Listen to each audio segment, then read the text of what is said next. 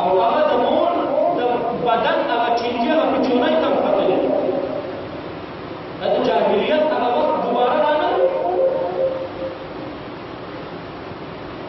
لور کېدل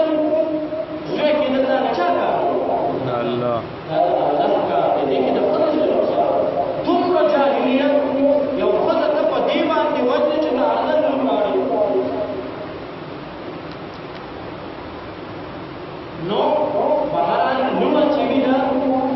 د مور او پلار بیا هم څه نه څه خدمت کوي قدر او عزت کوي او په مور پلار باندې پټېږي او زامن د دې زمانې الا ماشاء الله چې د وصل کې یو وینو وینو د دې مقصد د مور او د پلار ته د انسانیت په نظر باندې رسول مور او پلار ته د انسان په نظر باندې وایي دا الله پیغمبر الله تعالی قرآن کې فرمایي وَقَضَىٰ رَبُّكَ أَلَّا تَعْبُدُوا إِلَّا إِيَّاهُ وَبِالْوَالِدَيْنِ إِحْسَانًا الله تعالی زما عبادت وکړي او زما د عبادت نه پس که په تا باندې حق دی هغه خپل مور او د پلار د زما تابعداري وکړي او د مور او د پلار به هم تابعداري کوي او بل ځای یې وفرمایل أن اشکر لي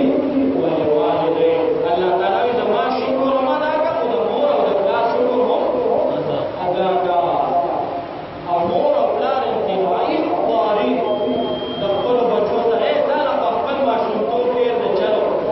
دا اوس چې تا نه کوم پیدا دي د خپلو بچو ته وګوره چې ته څه کوې او د ماشوم بچې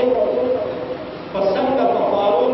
څومره ګران کار دی په کومه طریقه باندې دا لویږي پالل کېږي خپل ماشومتوب ته نه د خپلو بچو ته وګوره لکه شانتا سره چاپواري کړې ده او محنت یې سره کړې ده ته داسې لوی نه راغلی داسې زلمی نه راغلی چې په ویښتو کې ګوتې وای او مور ته د سره واجبي بهر د خپلو یارانو دوستانو سره به خوب خنداګانې خوشحالۍ کړې او کور ته چې راشي نو بس زمری به یې د برېتو نیولی او تندي ته به پنځه شپې ورکړي مور بچې چېرته تللی ستا ما کې څه کار دی زه به تللی وم نو د مور